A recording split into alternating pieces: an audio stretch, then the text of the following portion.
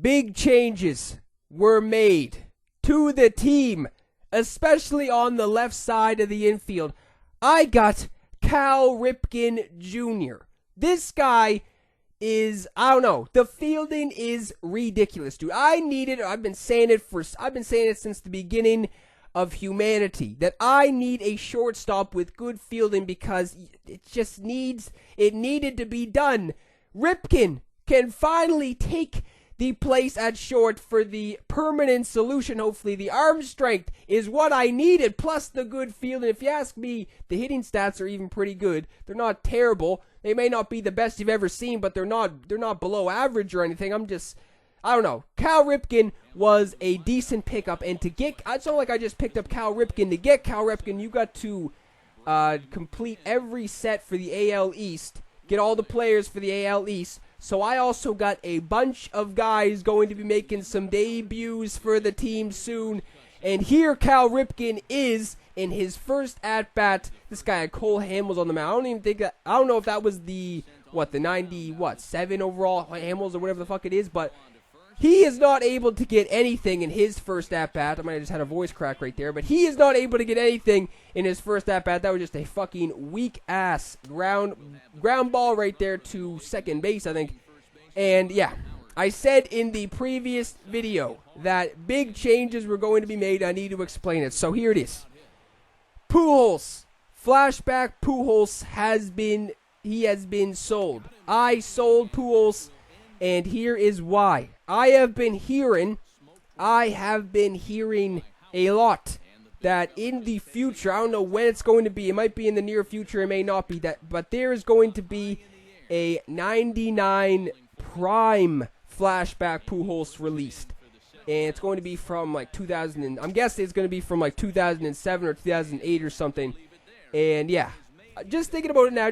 Okay, so when that Pujols is released, he is going to be going for crazy, I don't know, something ridiculous like 500,000 or something, right? And he's probably going to have the craziest stats you've ever seen. And then that rookie Pujols, the one I had, that's going for around I was able to sell him for over 200,000, right? So that's pretty good. I wanted to get rid of him while he was still worth something because, yeah, when that prime flashback Pujols is released, that rookie Pujols is probably going to be dropping. You'd be lucky to sell him if you have him for around, I don't even know, man. He's going to drop so bad, and I just have a feeling he's going to drop so bad at some point anyway. And he did not have good fielding at all. I was saying it. He does have amazing, hitting stats and stuff, power, but the fielding was not cutting it. And it was a decent trade-off, if you ask me, because I was able to get a shitload of players for completing the AL East set.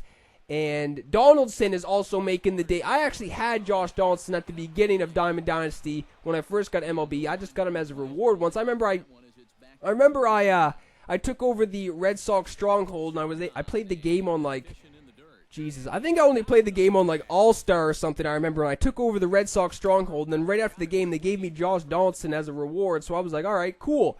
So I was using him for a couple games, and back then he was going for around 80,000 stubs, so I wanted to sell him, and I picked up a lot of players after I sold him. But yeah, Pujols is no longer on the squad. Finally, I got Barry Larkin out of the lineup. I was the biggest fan of Barry Larkin you would ever see on planet Earth when he was first on the team, but he has just been shit in the bed ever since. Ripken has the amazing fielding stats, so I'm definitely keeping him at short for a while. Got Donaldson, and I also got Manny Machado at third base too for filling out the Orioles set, and now I have an amazing bullpen, man. I needed people in the pen. I got Andrew Miller, Aroldis Chapman, Dellin Betances. I got all the fucking heat throwers, the fucking flamethrowers, man, in the bullpen now. So it was definitely a fair trade-off. And like I said in the previous video too, that I'm still looking to do some more. I'm trying to still fill out some more team sets to get. Look at fucking Batista out there, and this guy, man, this guy makes the shittiest errors I've ever seen on a fucking baseball game in history. That was a bad throw-in right there, too. Dude, my L2 button has been fucked. My L2 button has been screwed for weeks. I remember I was saying it in the last video, too, talking about Madden. when I play that game, I get some pissed off sometimes. Like, I usually don't get pissed off when I play games. Madden, I get fucking so angry sometimes because the biggest bullshit happens ever when you play that game. And one time I remember I kind of threw my controller down to the ground, and the L2 button on my controller has been screwed ever since. Sometimes it gets like, you press it and it gets locked in, if you know what I'm talking about. So it's just always like, I don't know, for some reason it doesn't work, and for some reason it's just like being held down. I don't know how to explain it, but my L2 button is screwed. I might have to pick up another controller at some point, even though they're going for around fucking $1 million at the moment. But yeah, big changes were made, and I wanted to explain that because some people might be like, why the fuck did you get rid of Pujols? I know a lot of people have been saying you should sell Pujols and pick up some guys or just fill out some rosters and stuff like that. So that's what I did. Got Ripken. I'm still looking to fill out some sets. And I'm going to be getting some gameplay with Manny Machado as well. Probably the next video I post, hopefully we'll have Manny Machado. And yeah, that's just going to be the case. Manny Machado will be making the debut soon. I also got other guys in the outfield for filling out some sets too. So that is the case. I am very happy with the trade-off. And like I said, once that flashback prime Pujols is released, I am going to go after that guy 1,000,000%, and he's probably going to be insane, man. I don't even want to see the stats on that flashback Pujols, or the prime Pujols, when he is released, because I'm just going to puke everywhere from all the crazy stats. The guy's probably going to have 99 power versus lefties and righties, plus good contact, and he's probably going to be he's obviously going to be at first base probably too. So yeah, that is just the case. So finally getting into this game.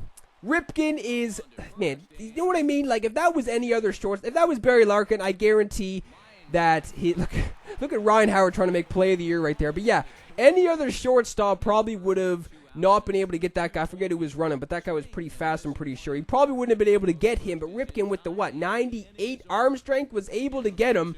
And yeah, he's just been, look at this. He's what? He's 2 for 3 on the, I don't know how many hits he's had, but after that first at bat, he's been getting hits ever since. We are now in the what? We are now in the 6th, the top of the 6th. We got a good ball game brewing, folks. This game was, I don't know, this game was probably one of the best I've played in a while. It is still 2-2, I believe. And yeah, this guy's getting I had Tanaka on the mound, and he was doing pretty good, I guess you could say. And then what do you know, as soon as I say it, this guy is going deep, sending a moon shot to left field, so he takes the 4-2 lead in this game. So I thought after that it was going to be over, because after the first, I remember I got like 4 hits in the first couple innings. After like the 3rd inning, I had about, I don't know. But either way, I slowed down a little bit with the offense, so I figured that was going to be the case for the rest of the game. Going into the top of the 7th with 1 down, how the hell was that not hit to orbit, man? I sit on these pitches with Crawford sometimes because I find everybody gives me shit up in the strike zone. And, like, I don't know, look at that swing. You be the judge of that. Maybe I got under it a little bit. Maybe. I don't know. That was a good swing, though. I don't know. That should have been hit to orbit. Probably not. But anyway, Cal Ripken back up at the plate. He has, what, 2 hits on the game so far. And his 3rd is coming again. Or his 3rd is coming, just in general, from the single up the gut. And then Donaldson coming up to the plate. 2 down. We're getting a 2-out rally going, possibly. So we got 2 guys on. 1 guy is in scoring position. I got Ryan Howard coming to the plate. Can he be clutch? No. Just grounding out to second base right there. So he gets out of it. Still is able to retain the 2-run lead. So I put Dellin Betances in. This guy was sitting on fastball if I've ever seen sitting on fastball. This guy was swinging so damn early every time I was dropping the knuckle curve in. And then I struck out the first 2 guys of that inning. And then I get the last guy on the flyout. So I'm looking to get something going in the 8th. To get at least 1 back here in this inning. Infield in the overshift here. Now the pitch. On a big swing, and he crushes this ball deep. My goodness, a long home run. Batista is at it yet again. That was huge. We are now within 1. Yogi Berra is finding the gap, and he is able to get the No, he's going for 3. Look at Yogi going for the triple. That guy, I don't know what that guy was doing out there. So The tying run is on third base. I pinch hit Michael Saunders right here, and he can't cash him in, man. I should at least be tying this game. So many opportunities to score runs, but he still has the 1-run lead. So I put in Andrew Miller as I put in the pinch runner, Cal Ripken, with the gun, getting that guy out easily. He wasn't even on the screen right there, and he still guns him out. So Andrew Miller throws. He has a nasty slider, throws pretty good heat, about 96, 97. This guy was able to get a base hit with Jackie Bradley Jr. And the next guy, I am getting on the double play. So we are now going into the 9th. I need to do something. I need to get a rally going. Crawford is leading it off. And, okay, this guy was not playing bunt defense. I need to tie the game. I am laying one down 100%. That wasn't even a thought, and there was no thought in my mind I was laying one down if this guy wasn't playing bunt defense. He's stealing. First pitch. So it is set for Ripken to do something. Runner's on his way to third.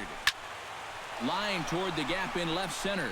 And he is going to tie this ball game late as this ball is down for extra bases. And the tying run comes around to score from second. And he's in at third base with nobody out, representing the go-ahead run. Captain fucking clutch right there, man. Ripken is able to tie the game in the 9th inning, and then Donaldson, next guy up, is able to cash in Ripken from third. The squad is taking the lead in the 9th. The comeback kids are able to take the lead again in the 9th, and you could not script a worse start for a closer to come in the 9th and beam the first guy. Chapman is coming in and beaming a guy in the first batter he faces, but the next guy, first pitch of that at-bat, is able to pop out to Donaldson at third base. So a little bit relaxing right there. Second out is coming on the fly out to Crawford. So it's not over yet. He still has a guy on base. Chapman is looking to end it. He's down to his last strike after that foul ball. And last out of this ball game, can Chapman end it? He is going after the high heat, swinging and missing. So the comeback kids are able to get the W.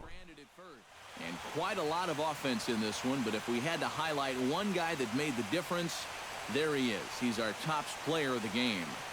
Yeah, Matty, he definitely led the way. You'll see there, he turned in a 4-hit performance, and that definitely keyed his guys to the victory.